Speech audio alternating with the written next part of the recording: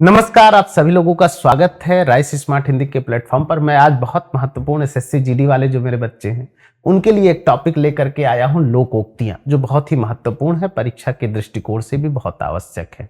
हमेशा आपकी परीक्षा में पूछता है, तो आज हम लोग लोकोक्तियां को ही हम कहावत कहते हैं। लोकोक्तियों को क्या कहते हैं मेरे बच्चे? कहावत कहते हैं। तो याद कर लेना, लोकोक्तियों को ही हम क्या कहते हैं? कहावत कहते हैं। लोगों के द्वारा कही गई जो बात होती है उसे हम लोकोक्तियां कहते हैं या कहावतें कहते हैं। हिंदी भाषा का शब्द है, इसका अर्थ होता है कही हुई बातें। क्या होता है भाई? कही हुई बातें। यदि हम इसके अर्थ पर विचार करें तो स्पष्ट हो जाता है कि प्रत्येक कही हुई बात कहावत नहीं होती, बल्कि जिसमें जीवन के अनुभव का सार संक्षेप चमत्कृत ढंग से प्रस्तुत किया जाए। जीवन का सार संक्षेप जो है चमत्कृत ढंग से प्रस्तुत किया जाता है और काल की कसौटी पर खरा उतरे। खास बात यह है कि लोकोक्तियां वही होती हैं जो काल की कसौटी पर हमेशा खरा उतरे, उसे हम कहावत कहते हैं। कहावत है ना, इसे अंग्रेजी में क्या कहते हैं? सिनोनिम्स कहा जाता है, साइनिंग कहा जाता है। इस प्रकार कहावत की परिभाषा उभरती है जिस अनुभव की बात उस संक्षेप में चमत्कारिक ढंग से कहा जाता है, वह कहावत होती है। प्रायः विद्यार्थी अध्यापक कहावत को लोकोक्ति प्रोवर्ब के रूप में ही समझ लेते हैं, जो कि गलत है।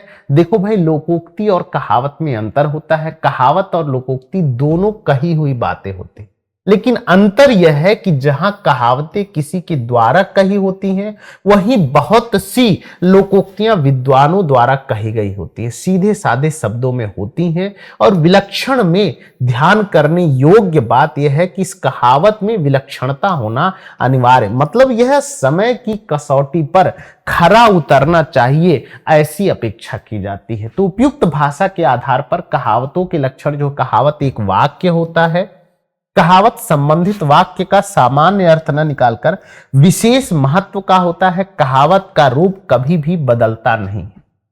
जो कहावत का रूप है वो कभी भी बदलता नहीं है।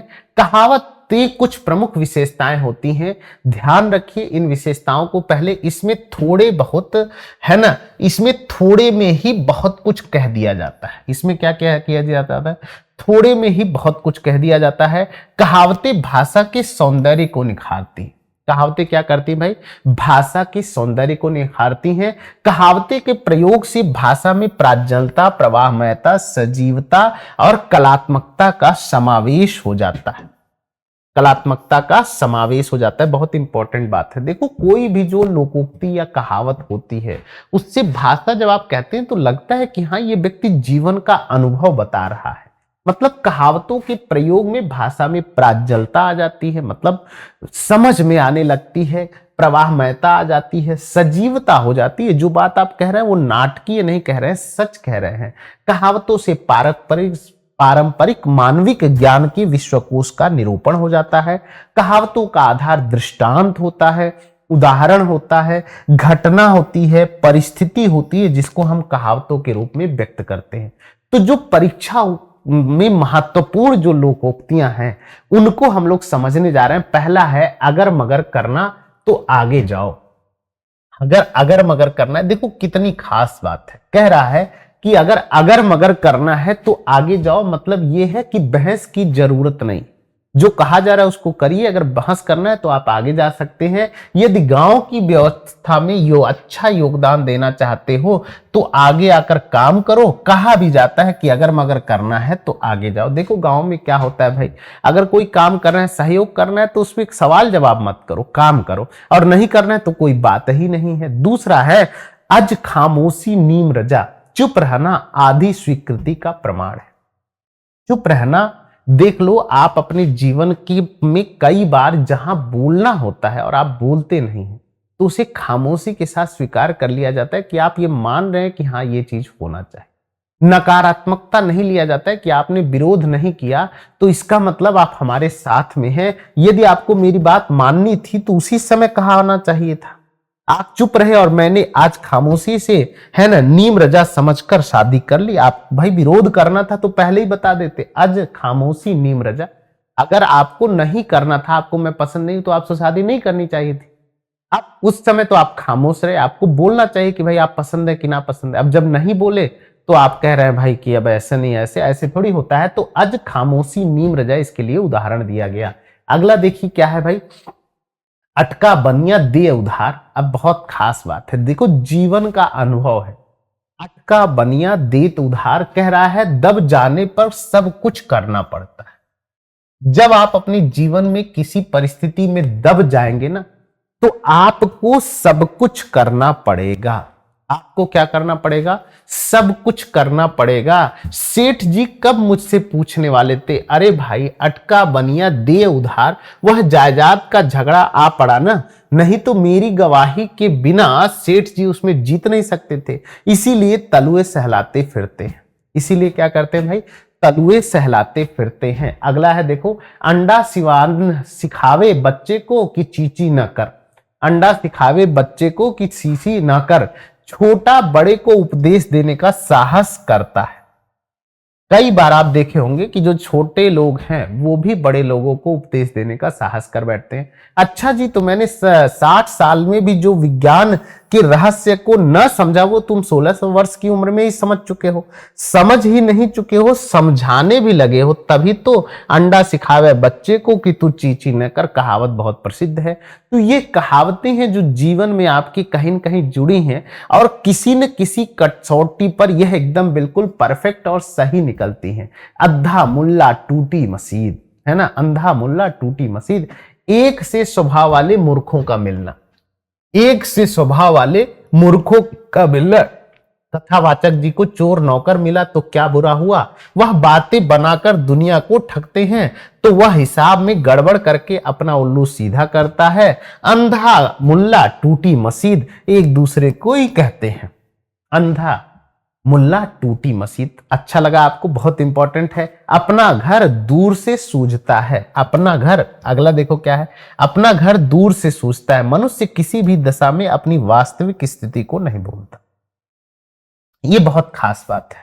आप अपने जीवन में यदि अपनी वास्तविक स्थिति को भूल जाएंगे तो ये आपके लिए बहुत ही नुकसानदेह होगा। गांव में सूखी रोटियां खाता था और 2 दिन के लिए शहर में आकर होटलों में अंधे की तरह पैसा फेंक जाऊं, यह नहीं हो सकता। मेरे पास आटा दाल है, धर्मशाला में रोटी बना लूंगा। मतलब अपना घर दूर से सूझता है। अपनी वास्तविक स्थिति हर आदमी को पता होती, हर आदमी को पता होती। अपना घर फूंक पराई छानी ताकना। ये देखो आज के जीवन का बहुत बड़ा सच है। लोग अपना घर फूंक करके दूसरे की पराई छानी को छांटते हैं। क्या है? अपनी वस्तु खोकर दूसरे से आशा लगाना। अपनी वस्तु को खोकर के दूसरों से आशा लगाना। तुम्हें तो अपना घर फूंक कर पराई छानी ताकने की आदत पड़ गई है। जब जानते थे कि साइकिल बिना हमारा काम नहीं चला तो एकदम जोश में आकर उसे तोड़ने देते। अब इससे उससे कब घिघियालते फिरोगे? अब इससे उससे किससे किससे मांगना पड़ेगा? देखो एकदम बहुत सही बात है। अपना घर फूंक कर पराई खिंचाए। देखो अपना परिवार जो सजो नहीं पाता, अपनी जिंदगी जो बचा नहीं पाता है, जो अपनी पढ़ाई लिखाई नहीं देख पाता है, वो दूसरे को देखता रहा, वो सफल हो गया। गांव में देखो कैसे कहावत है, वो सफल हो गया तुम बैठे हुए। यही तो कहते हैं, अपना घर फूंक कर पराई छापी ताकना। अपना नुकसान करके आप अपना तो पढ़ाई कर नहीं रहे और दूसरे को छानी ताक रहे हैं। छानी मतलब क्या होता है? छप्पर जो छवाया होता है। अपना घर फूंक करके दूसरे का घर अच्छा या बहुत बड़ा महल देख करके क्या करोगे भाई? ठीक है, नेक्स्ट है अपनी करनी पार उतरनी। ओहो हो, अपने कर्म का फल आपको ही भोगना पड़ता है। जो कर्म आपने किया है उसका फल भी आप ही भोगेंगे मेरे बच्चे। उसका भोग कोई और नहीं करेगा, इसमें कोई साथ देगा। चोरी की तुमने और जेल जाऊंगा मैं, यह कभी संभव नहीं है। सिद्धांत तो यह है कि अपनी करनी पार उतरनी, जो किए हो वो करो। शब्द अपने हैं, अपने मरे बिना स्वर्ग नहीं दिखता। ओहो हो, जीवन में कभी मत भूलना, अपने मरे बिना स्वर्ग कभी नहीं दिखता। स्वयं व्यवहार किए बिना अनुभव नहीं होता। स्वयं व्यवहार किए बिना अनुभव नहीं होता। अगर काम बनता है तो खुद ही जाइए। अपने मरे बिना स्वर्ग नहीं दिखता है। अकेला अकेला हंसना भला न रोना भला। अकेला जो व्यक्ति रहता है न हंसना भला न रोना भला। दुख सुख में साथी होना चाहिए। दुख सुख में क्या होना चाहिए? साथी होना चाहिए। तन्हाई जब काटने लगती है तब अकेला हंसना भला और न रोना भला हो चरितार्थ हो जाता है। देखो बच्चा, जो जीवन में अपने अकेला रह जाता है वो जीवन भर संघर्ष करता है, दूसरों को देख के कुढ़ता रहता है। आप अपने जीवन में, अपने जीवन की परिस्थितियों में कभी ऐसी स्थिति मत आने दीजिए। हमेशा सही, अक्ल बड़ी या भैंस, अगला है देखो, अक्ल बड़ी या भैंस, शारीरिक शक्ति से बुद्धि श्रेष्ठ है जनाब, शरीर के बल द्वारा आप इस काम को नहीं कर सकते, यहां पर बुद्धि बल की जरूरत होती है।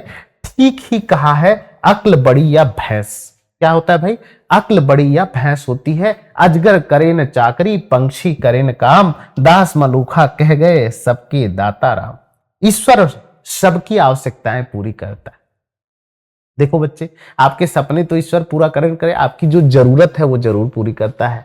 तो अगर सफल होना है तो आप अपनी जरूरत बना लीजिए। आदित्य हमेशा निठल्ला बैठा रहता था, जो जाने न कैसे खाने पीने का प्रबंध करता था, उससे पूछो तो यही उत्तर मिलता था, अजगर करे न चाकरी, पंछी करे न काम, दास मलूका कह गए सबके। तो किसी भी जो लोकोक्तियां और मुहावरे हैं, यह समय की कसौटी पर, सोचो हजारों साल पहले जो बात लिखी गई है, आज भी वह सच हो रही है। परिस्थितियां बदल रही हैं, समय बदल रहा है, लेकिन कहां ही बदला समय और कहां ही बदल रही हैं परिस्थितियां। वैसे ही उदाहरण, नए आयाम आपको देखने को मिल जाते हैं। अटका बनिया दे उधार, अटकोगे तो भटकोगे। दबाव पड़ने पर सब कुछ करना पड़ता है। दबंगों का दबाव पड़ा तो बनिए ने सारा सामान दे दिया, क्योंकि ऐसी परिस्थितियों में अटका बनिया दे उधार, ये पहले भी मैंने आपको सिखाया था। अकेले अटकोगे तो भटकोगे। दुविधा या सोच विचार में पड़ने से काम नहीं होता है। समझ लो, यदि आपने टारगेट किया है, लक्ष्य किया है, तो आपको काम करना होगा। जिस दिन आपको बुलाया गया हो उस दिन तो आप आए नहीं, जिससे आपका काम नहीं हो पाया। सच ही कहना, अटकेगा सो भटकेगा, है ना भाई। अढ़ाई हाथ की ककड़ी, 9 हाथ का बीज, अनहोनी बात कहना भाई, झूठी बात है। कल एक ऐसी संतान पैदा हुई जिसके हाथ पैर वयस्क आदमी जैसे थे, तो अढ़ाई हाथ की ककड़ी और 9 हाथ के बीज वाली कहावत जो है वो चरितार्थ होती है। इसी तरह देखो, अधजल गगरी छलकत जाए, भरी जगरिया चुपके जाए। जो थोड़ी विद्या अथवा धन पाकर इतराना होता है, जब कोई व्यक्ति किसी विषय पर अपना अपरिपक्व विचार रख देता है, तो ऐसे में हमें कहना पड़ता है, अधजल गगरी छलकत जाए। ठीक बात है, अंदर छूत नहीं, बाहर दूर दूर, है ना। मन में कुछ और, बाहर कुछ और, मन में कुछ और, बाहर कुछ और। पंडित जी बहुत ही पाखंडी हैं, वे अंदर छूत नहीं है और बाहर दूर दूर को चरितार्थ करने में बड़े कुशल हैं। भाई सही बात है, मन में कुछ रखना और बाहर कुछ रखना, ऐसे आदमी से जीवन में बच के रहना चाहिए, जो अंदर छू छू करे, बाहर जो है कुछ और रखे। बड़े मन के धोखेबाजों की आजकल संख्या बहुत बढ़ गई। जो मन है उसको कहते ही नहीं है, जो झूठा है उसको कह के चलते, कुछ करते कुछ और हैं, होते कुछ और हैं। अंधा क्या चाहे दो आंखें चाहे। भाई अभिलाषा वस्तु को प्राप्त हो जाना, जो व्यक्ति अभिलाषा है वही प्राप्त कर जाना। मैंने अपने मित्र से कहा कि वह मेरा सब कुछ ले जाए, किंतु मेरे प्राणों की, मेरी प्यारे पुस्तकें न ले जाए। सच है, अंधा क्या चाहे दो आंखें चाहता है। अंधा क्या चाहता है मेरे बच्चे? दो आंखें चाहता है। अगला है देखो, अंधा बगुला कीचड़ खाए। अंधा बगुला कीचड़ खाए, संसाधन की कमी से अयोग्य बनना। रत्ना एक बहुत अच्छी निशानेबाज है, किंतु सुविधा साधन के अभाव में वह अंधे बगुले के समान कीचड़ खा रही है।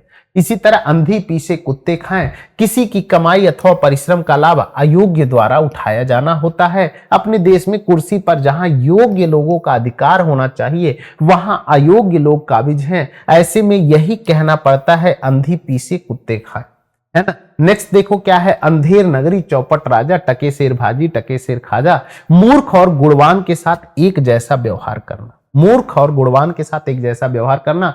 धूर्त और अयोग्य तथा मक्कार अधिकारी होने के साथ सभी कामों में धाधलीर चलते हैं। ठीक ही कहा गया है, अंधेर नगरी चौपट राजा, टके शेर भाजी टके शेर भाजा। अपना अपना सोना खोटा तो परखैया का दोष। अपना सोना खोटा तो परखैया का दोष। अपने ही लोग बुरे हों तो पराये व्यक्तियों की क्या दोष दिया जाए। यदि अपने लोग ही बुरे हैं तो पराये लोगों का आप क्या करके दोष दे करके क्या पाएंगे। तो कहा गया है, इंजीनियर की बेटे के चेन लुटेरे के रूप में देखकर पड़ोसी हतप्रह रह गए। सच ही कहा गया, अपना सोना खोटा तो परखैया का दोष।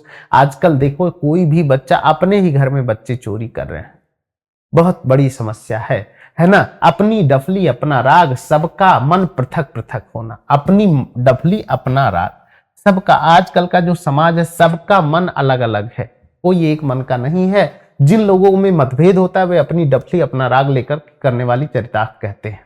अपनी पगड़ी अपने हाथ, अपनी प्रतिष्ठा अपने हाथ में होती है। तुम बड़े हो और वह छोटा है, ऐसे में यदि तुम्हारा अपमान कर दिया तो कहीं के नहीं रहोगे। ध्यान रखो, अपनी पगड़ी अपने हाथ वाली चरितार्थ वाली बात कहावत सही हो जाती।